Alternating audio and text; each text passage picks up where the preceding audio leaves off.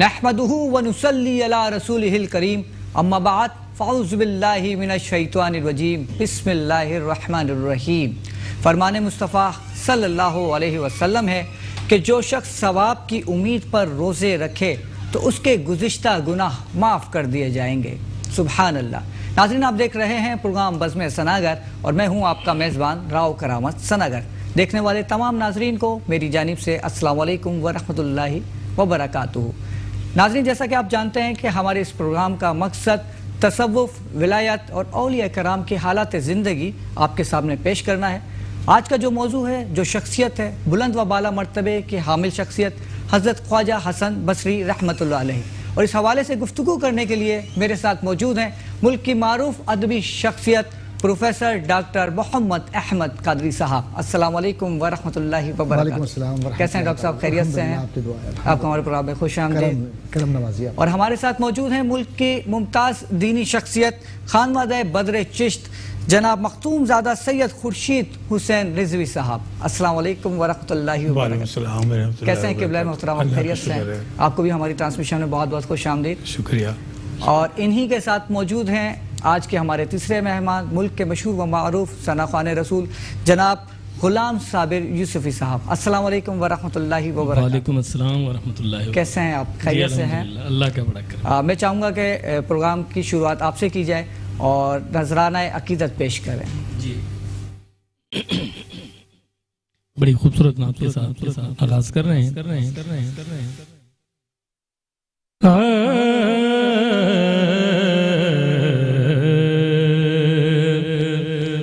کملی والے کے کرم کی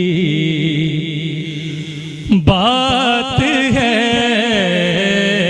کملی والے کے کرم کی، کملی والے کے کرم کی بات ہے،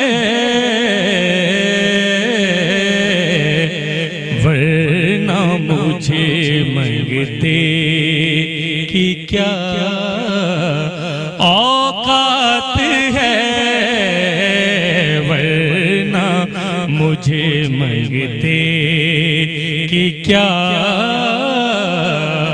اوقات ہے، کملی والے کے کرم کی، مشکلیں در پیش آ سکتی نہیں، مشکلیں در پیش آ سکتی نہیں، کیونکہ آمنہ کا لال میرے ساتھ ہے،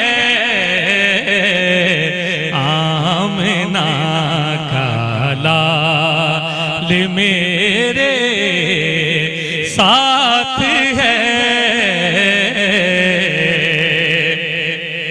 اور بے عمل ہوں پاس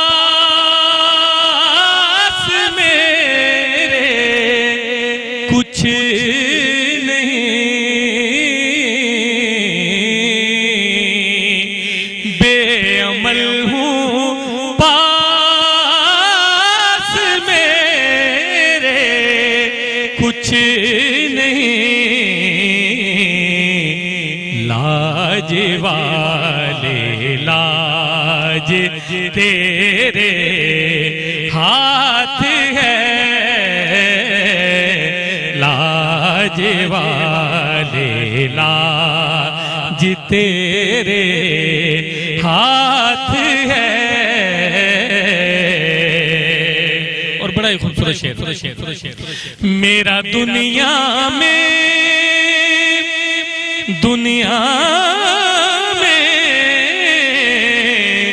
میرا دنیا میں سارا کون ہے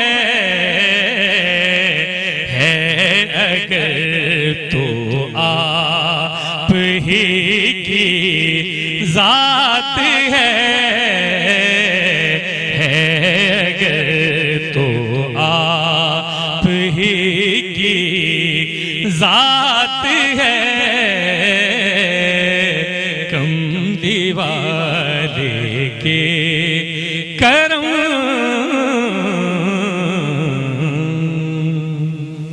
ماشاء اللہ کیا بات ہے. اللہ تعالیٰ آپ کو سلامت رکھے. ڈاکٹر صاحب آپ کی جانب آؤں گا. میں چاہوں گا کہ خواجہ حسن بصری رحمۃ اللہ علیہ کے حالات و واقعات آپ ہمارے ناظرین کو بتائیں. اعوذ باللہ من الشیطان الرجیم. بسم اللہ الرحمن الرحیم. مولانا صلی وسلم دائما ابدا علی حبیبک خیر الخلق کلہم یا رب بالمصطفیٰ بلغ مقاصدنا واغفر لنا ما مدایا واسع الکرم. بعد حمد و صلات کے عرض یہ کرنا ہے کہ جس شخصیت کی بات آپ نے ایک مختصر جملے کے ساتھ کہہ دی کہ ان پر گفتگو کی جائے، اصل بات تو یہ ہے کہ وہ محسنین انسانیت میں ہے اور محسنین اسلام میں ہے کہ جنہوں نے ہمیں دین سکھایا. بے شک. اور ولی تابع شریعت بھی ہوتا ہے اور پابند بھی ہوتا ہے اس بات کا کہ وہ علم کو فروغ دے. اسی لیے ہم یہ دیکھتے ہیں کہ جو بچپن ہے ان کی جو والدہ تھیں وہ کنیز تھیں رسالت مآب صلی اللہ علیہ وسلم کے گھرانے کی، یعنی حضرت ام سلمہ رضی اللہ تعالیٰ عنہ جو امہات المومنین میں ہیں ان کی وہ کنیز تھیں.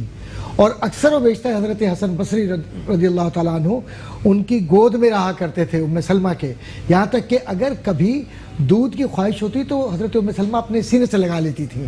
تو سوچیے کہ امہات المومنین اور پھر ام المومنین حضرت ام سلمہ کہ جن سے کتنی روایات ہیں، جب ان کی گود کی تربیت ہو تو وہ تربیت مصطفیٰ ہی تو ہے اور کیا ہے. سبحان اللہ سبحان اللہ. اور پھر حضور کریم صلی اللہ علیہ وسلم کی قریب ان کی گود میں بھی ان کے قریب بھی روایات سے موجود ہے کہ کئی دفعہ آپ کو رکھا گیا اور حضور کریم صلی اللہ علیہ وآلہ وسلم نے آپ کے چہرے انور کو دیکھ کر یہ کہا کہ کتنا حسین ہے یہ بچہ. سبحان اللہ. تو اب جس کی تعریف حضور فرما دے تو حضور کی تعریف کیا؟ لم تلد النساء، کہ کسی نے کائنات میں کسی عورت نے ایسا بچہ جنا ہی نہیں جیسے حضور ہے، اور وہ اتنا حسین کسی کے حسن کی تعریف کیا بات ہے. کیا بات. تو پھر اس کے بعد کیا رہ جاتا ہے. اور پھر اللہ کے نبی صلی اللہ علیہ وسلم نے ان کو دعا دی. پھر حضرت ام سلمہ رضی اللہ تعالیٰ عنہ اکثر و بیشتر ان کی تربیت فرمایا کرتی تھی حدیث میں بچپن سے. یہ تربیت گھرانے کی ہے تو یہ تربیت اس گھرانے کی ہے جس گھرانے سے دین نکلا. کیا بات. تو اب جہاں تک اس بات کا تعلق ہے کہ ان کا مرتبہ کیا ہے، ان کا مقام کیا ہے، اور یہ کس طرح سے زمانے سے لا تعلق تھے مزاج کے اعتبار سے، کہ ایک واقعہ صرف نظر کروں گا اس کے بعد بات پوری ہو جائے گی. کہ اس حد تک اللہ نے ان کو غنی کر دیا تھا دنیاوی معاملات سے کہ ایک بار آپ واز فرما رہے تھے تو حجاج بن یوسف آ گیا.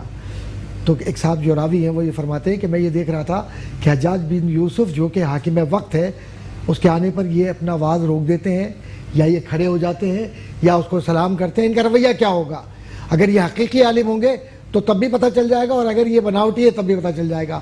تو وہ فرماتے ہیں کہ میں نے دیکھا کہ وہ حجاج کب آیا، کب وہ شریک ہوا، کب محفل ختم ہوئی اور اس کے بعد بالکل لا تعلقی کے ساتھ جواب دیا اور یہ چلے گئے وہاں سے. تو حجاج بن یوسف کا تو سب کو پتہ ہے کہ کس درجہ اس کا ظلم، اس کا جبر، اس کے مزاج، شدت، سختی. تو یہ کہنے کا مقصد ہے کہ جو علماء حق ہوتے ہیں اور اولیاء ہوتے ہیں اور پھر جو دوست ہوں اللہ کے، تو ان کو زمانے سے کیا دوستی، کیا وہ تو رب کے دوست ہیں. جس کے حضور ہو گئے اس کا زمانہ ہو گیا. تو میرا خیال ہے کہ اتنی گفتگو کافی ہے فی الحال. تو قبلہ علامہ صاحب سے گفتگو کی جائے تو بہتر ہے. آپ کی جانب آتا ہوں. ماشاءاللہ سے آپ کے پورے گھرانے کا تصوف سے بڑا گہرا تعلق ہے. تو میں آپ سے یہ پوچھنا چاہوں گا کہ آپ کے گھرانے کو تصوف سے فیض کس طرح سے ملا؟ جی الحمدللہ رب العالمین والسلام علی سید المرسلین طیبین الطاہرین اما بعد فاعوذ باللہ من الشیطان الرجیم بسم اللہ الرحمن الرحیم. سب سے پہلے میں میٹرو ٹی وی کا بڑا مشکور ہوں کہ انہوں نے مجھے دوبارہ مدعو کیا، اور اس سے پہلے بھی مجھے مدعو کیا تھا، مصروفیات کیسے نہیں آ سکا. ایک پروگرام میں کر چکا ہوں ابھی اسی ہفتے، اور یہ میرا دوسرا پروگرام یہاں ہے. آپ لوگوں کی بڑی محبت. اور ایک بات بڑی اچھی ہے کہ تصوف پہ اتنی بتدریج ہمیں نالج مل رہی ہے، چونکہ تقریباً ڈاکٹر صاحب جیسے ہستی اس پہ تفسیر بیان کرتے ہیں تو ہمیں ہماری نالج میں ڈیلی تصوف پہ بات ہو رہی ہے، سما پہ بات ہو رہی ہے، اور حضرت علی سے لے کے بڑا سلسلے سے آپ لوگ کر رہے ہیں. بہت ہی اچھی بات ہے یہ. میں عرض کر دوں کہ مختصر سے تعارف پہلے میں تعارف کرا چکا ہوں. میں حضرت مخدوم بدر چشتی رحمۃ اللہ علیہ، امروہہ میں آپ کا مزار ہے، آپ کا بیت سلسلہ بابا فرید شکر رحمۃ اللہ علیہ، میں ان کی اولاد سے ہوں. ماشاءاللہ ماشاءاللہ. اور خانقاہ ہماری یہاں لنڈی کوتل پہ ہے، جو تقریباً ہمارے یہاں عرس ہوتا ہے ہر سال حضرت مخدوم شاہبند مرزا رحمۃ اللہ علیہ کا. اور جو اصلی خانقاہ ہے وہ امروہہ شریف میں ہے، اور سجاد نشین وہاں موجود ہے. برائے پاکستان میں سجاد نشین ہوں. پہلے میرے والد تھے، ماشاءاللہ. اس کے بعد بھائی، اور اس کے بعد میں ہوا. والد صاحب نے، آپ آج حیران ہوں گے یہ سن کے کہ سب سے پہلے پاکستان بننے کے بعد پہلا عرس جو ہے والد صاحب نے کرایا اسلم روڈ کے اوپر، جس میں عظیم پریم راگی اور اس وقت کے پرانے قوال تھے. یہ عرس کی ابتدا وہاں سے شروع ہوئی ہے، جن لوگوں نے پھر بعد میں عرس شروع کیا. تو یہ قوالی میں نے پہلی بھی عرض کیا تھا، سما کے لیے لوگ پوچھتے ہیں سما کا مطلب سننے کے ہے، اور اگر اسے لہن کے ساتھ پڑھا جائے، اسے منقبت ہو، نعت ہو، یہ سب چیزیں پڑھی جائیں تو قوالی ہوتی ہے. قوالی کی شکل جو ہے وہ اختیار کر لیتی ہے جب اتنی چیزیں ساتھ میں مل کے پڑھی جاتی ہیں، اور اس کو ہم سما کہتے ہیں. قوال، ایک بات عرض کروں، قوالوں کا یہ ایک بہت بڑی بات ہم لوگ تک ہے کہ سینہ بسینہ صوفیاء کرام کا کلام ہم تک پہنچا رہے ہیں اب تک. جی بالکل. یہ آپ یہ دیکھیے ہمارے لیے، اور صوفیہ کرام جو ہیں وہ بھی اس کو بڑی آسانی کے ساتھ، ہر جو بھی وصال ہوتا ہے، کوئی کسی شخصیت کا یا بزرگ دین کا عرس وغیرہ ہوتا ہے، ہم برابر اس کو اس چیز کو قائم رکھتے ہیں، اور یہ سلسلہ چل رہا ہے. اور یہ تصوف کا نیٹ ورک ہے. تصور کا نیٹ ورک ایسا ہے کہ میں آپ کو میں بھی مختصر سے بیان کروں گا کہ آپ یہ دیکھیے کہ کشف المحجوب میں داتا صاحب لکھتے ہیں کہ میں جب پہنچا ہوں، لاہور پہنچنے والا تھا، تو میں نے اپنے پیر سے کہا کہ بھئی وہاں تو فلاں شخص موجود ہیں. آپ نے کہا نہیں، آپ چلے جائیے. جب آپ پہنچے، جو وہاں شخصیت موجود تھیں، ان کا صبح کو وصال ہو چکا تھا. یہ نیٹ ورک ہوتا ہے تصوف کا. اس ٹاپک پہ بڑی پیاری بات کہی ڈاکٹر صاحب نے.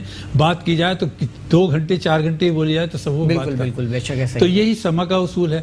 مولانا روم، بہت مختصر سے بیان کرتا ہوں. مولانا روم ایک تشریف لے جا رہے تھے، ایک مزدور دھات کے اوپر لوہا کوٹ رہا تھا. آپ کو کیفیت طاری ہو گئی، اور ایسی کیفیت طاری ہوئی کہ آپ رقص میں آئے، اور اس کے بعد جو آپ چکر کی گولائی کی سمت آپ نے تصوف کو کیفیت ہو گئی آپ کو. تو آپ کا ایک ہاتھ اوپر ہوتا تھا اور ایک ہاتھ نیچے ہوتا تھا. ظاہر یہ ہوتا تھا کہ پوری دنیا رقص میں ہے، وہی ظاہر کرتے تھے. اور جو درویشی رقص جو ہے وہ روم سے ہی ہے، جو اب مشہور ہے، جو سب جانتے ہیں مولانا روم کی. آپ کی حالت آپ سب جانتے ہیں. مولانا روم نے جس مثنوی لکھی ہیں اور جو چیزیں لکھی ہیں، یہ کلام جتنے بھی تھے تمام فارسی کے، عربی کے، سب ہم جو سنتے ہیں قوالوں سے، انہی بزرگان دین کے جامی ہوئے، مولانا روم ہوئے، اور یہ حافظ شرازی، یہ جتنے کلام ہیں یہ بسینہ ان کے قوالوں کے طریقے سے ہم تک پہنچ رہے ہیں. بس یہ میری گفتگو ہے. میں چونکہ مجھے معلوم ہے آج ٹائم بہت کم ہو گیا ہے. والد صاحب کے چند نعت شریف، چونکہ اس سے پہلے میں پروگرام کر چکا ہوں، چند شعر میں پیش کروں گا والد صاحب کے. تو میں آپ چونکہ میں چاہتا ہوں ان کی روح کو ذرا سکون ملے. تو ڈاکٹر صاحب کو ہی میں سنانا چاہ رہا تھا. بسم اللہ. کیا بات ہے، ذکر سے ہی تو سکون آتا ہے. بالکل بے شک، صحیح. بغیر سکون نہیں آتا. اور پھر خاص طور پر بزرگان دین کا لکھا ہوا کلام تو برکت کا باعث ہے محفلوں کے لیے، روحانی. اور جن جن بہن بھائیوں کے گھروں میں یہ کلام جائے گا وہاں روحانی تسکین ہوگی انشاءاللہ. بے شک ڈاکٹر صاحب، بالکل بجا فرمایا. بسم اللہ. نبی کے نقشے قدم کا غبار لایا ہوں. کیا بات. نبی کے نقشے قدم کا غبار لایا ہوں. نظر کا چین تو دل کا قرار لایا ہوں. نظر کا چین تو دل کا قرار لایا ہوں. نبی کے نقشے قدم کا غبار لایا ہوں. نظر کا چین تو دل کا قرار لایا ہوں. شعر صاحب. میری نگاہ میں قندیل عرش ہے روشن. میری نگاہ میں قندیل عرش ہے روشن. جمال پاک کے پردے اتار لایا ہوں. آدھا پردے. جمال پاک کے پردے اتار لایا ہوں. شعر عرض ہے ہزار جنتیں قربان ہیں میرے دل پر، ہزار جنتیں قربان ہیں میرے دل پر، کہ اس میں گلشن طیبہ کے خار لایا ہوں، کہ اس میں گلشن طیبہ کے خار لایا ہوں. الہی سن کے تیری بے حساب رحمت ہے، الہی سن کے تیری بے حساب رحمت ہے، خطائیں اس لیے میں بے شمار لایا ہوں، خطائیں اس لیے میں بے شمار لایا ہوں. اور طواف کرتی تھی ایمن کی بجلیاں ہر سو، طواف کرتی تھی ایمن کی بجلیاں ہر سو، چھپا کے طیبہ سے خاک مزار لایا ہوں، چھپا کے طیبہ سے خاک مزار لایا ہوں. نگاہ ناز کی گلگشت کے لیے میں بھی، نگاہ ناز کے گلگشت کے لیے میں بھی، تیرے حضور دل لالا زار لایا ہوں، تیرے حضور دل لالا زار لایا ہوں. مختار سے گلے لگائیں نہ کیوں اہل بزم اس کو جمیل، گلے لگائیں نہ کیوں اہل بزم اس کو جمیل، میں باغ طیبہ کے پھولوں کا ہار لایا ہوں، میں باغ طیبہ کے پھولوں کا ہار لایا ہوں. سبحان اللہ سبحان اللہ، کیا بات ہے. اللہ تعالیٰ آپ کو سلامت رکھے. کیا اچھا پڑھا. کیا بات ہے. ڈاکٹر صاحب آپ کی جانب آؤں گا اور گفتگو کرتے ہیں دوبارہ سے اپنے موضوع کی جانب. تو میں چاہوں گا کہ حضرت خواجہ حسن بصری رضی اللہ تعالیٰ عنہ کے کچھ ارشادات، کچھ کرامات آپ بیان فرمائیں. میں یہ کرنا چاہ رہا تھا کہ جس ذات کے متعلق آج ہم گفتگو کر رہے ہیں، حضرت حسن بصری رضی اللہ تعالیٰ عنہ، ان کا شمار بڑے علماء میں ہے. اپنے وقت کے جید عالم، فقہی مسائل کو بیان کیا کرتے تھے. ایک دفعہ کا واقعہ ہے کہ جب حضرت مولا کائنات حضرت علی رضی اللہ تعالیٰ عنہ بصرہ تشریف لائے تو ان کی خلافت کا دور تھا، تو انہوں نے تمام جتنی بڑی بڑی مساجد تھیں اس میں جو لوگ واعظ و نصیحت کر رہے تھے ان پر پابندی لگا دی، کیونکہ بعض لوگ غیر ضروری گفتگو اس میں کر رہے تھے. تو آپ ہر جگہ جاتے اور منع فرما دیتے کہ تم اب گفتگو نہیں کرو گے، کیونکہ ظاہر ہے مولا کائنات مولا علی سے بڑھ کر تو علم کا کوئی مرکز ہے ہی نہیں. تو جب حضرت حسن بصری رضی اللہ تعالیٰ عنہ کے ادارے میں یا مسجد میں تشریف لائے حضرت علی، تو آپ نے فرمایا ہے کہ اے حسن، تم جو گفتگو کرتے ہو کیا گفتگو کرتے ہو؟ کہا حضور میں صرف احادیث بیان کرتا ہوں اور کچھ بھی نہیں کرتا. تو آپ نے فرمایا کہ جاؤ، میں نے تمہیں اس کی اجازت دی ہے، تم یہ کام کرتے رہو. کیا بات. تو کہنے کا مقصد کیا ہے کہ ان کی احادیث، ان کا طرز تکلم، ان کا علمی مرتبہ اور ان کی علمی وجاہت کو حضرت علی رضی اللہ تعالیٰ عنہ نے ٹیسٹیفائی کیا. اور ایک واقعہ کہ جب یہ واقعہ ہو گیا یہ والا، تو اس وقت تک انہیں نہیں پتا تھا کہ گفتگو کس سے ہو رہی ہے، کیا ہے. بعد میں پتہ چلا کہ حضرت علی رضی اللہ تعالیٰ عنہ تشریف لائے. تو آپ تلاش کرتے ہوئے اس مقام تک پہنچے اور کہا کہ حضور میں آپ سے ایک التجا کرنا چاہتا ہوں. تو حضرت علی رضی اللہ تعالیٰ نے فرمایا کہ جی کہیے کیا بات ہے. کہا کہ حضور مجھے وضو کرنا سکھا دیجئے. دیکھیے یہ وضو کرنے کا سلیقہ کس سے سیکھ رہے؟ حضرت علی سے. حضرت علی نے کس سے سیکھا؟ حضور کریم صلی اللہ علیہ وسلم سے. معنی مرادی یہ ہے کہ مجھے جو وضو آپ سکھائیں گے تو ایک طرح سے جو ولایت میرے پاس ہے اس ولایت کا بنیادی طور پر جو سند کا ادارہ ہے وہ آپ کے ذریعے مجھے نصیب ہوگا. سبحان اللہ. تو حضرت علی سے انہیں سند کا ادارہ ملا، یعنی ان کی تصدیق ہوئی تصوف میں، اور اس کے بعد ان کا جو سلسلہ چلا ہے تو وہ سلسلہ چل رہا ہے ماشاءاللہ حضرت حسن بصری رضی اللہ تعالیٰ عنہ کا. پھر ایک بات عرض کرتا چلوں کہ کرامت ولی کے لیے کوئی بہت بڑی چیز نہیں ہے.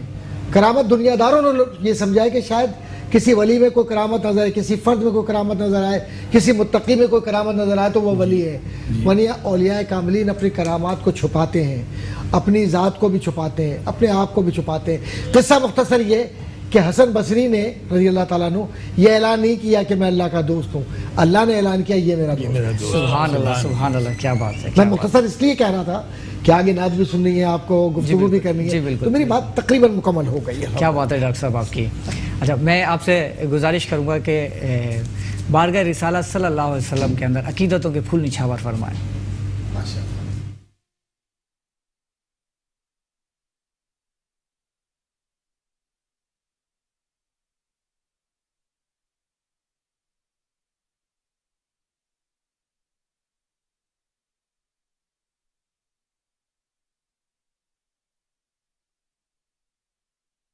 ہمارے ملک کے معروف شاعر شہباز نیئر صاحب کا لکھا ہوا کلام آپ کی خدمت میں پیش کر رہا ہوں۔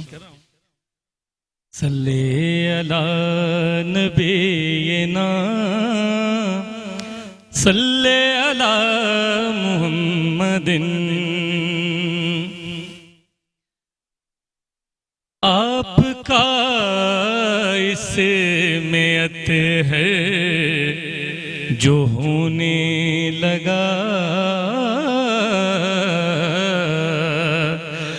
آپ کا اس میت ہے جو ہونے لگا، میرے الفاظ بھی باوضو ہو گئے، تتلیاں پھول جگنوں ہوا روشنی، تتلیاں پھول جگنوں۔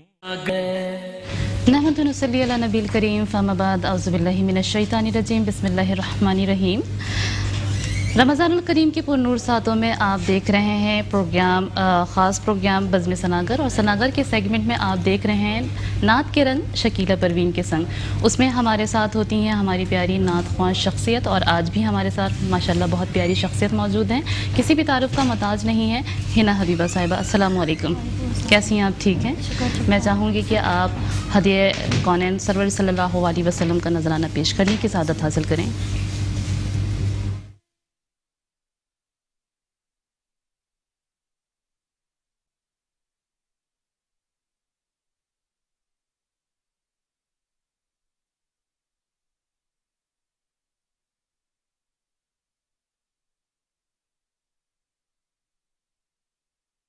ایسا تجھے خالق نے طرحدار بنایا، یوسف کو تیرا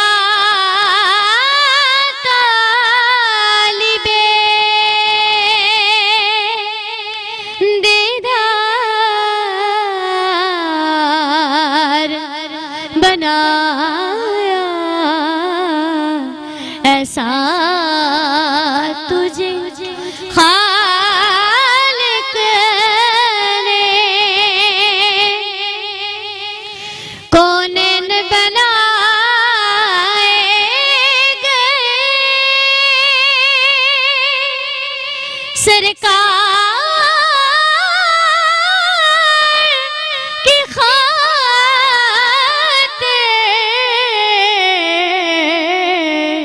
کہ کونین کی خاطر تمہیں سردار بنایا، ایسا تجھے خالق نے ہر بات بد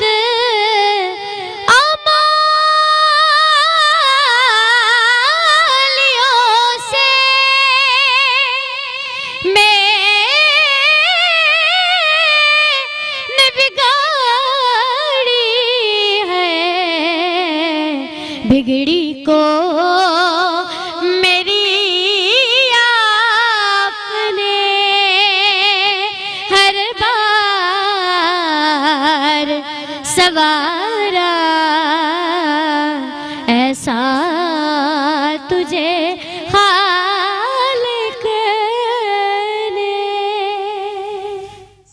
سبحان اللہ، بہت خوبصورت آپ نے ادائیگی کی. اللہ تبارک و تعالیٰ اس کو اپنی بارگاہ میں قبول و منظور عطا فرمائے اور اللہ تعالیٰ آپ کو اوج عطا فرمائے. ناظرین، اسی کے ساتھ اپنا پروگرام کرتے ہیں وائنڈ اپ. انشاءاللہ کل ملاقات ہوگی.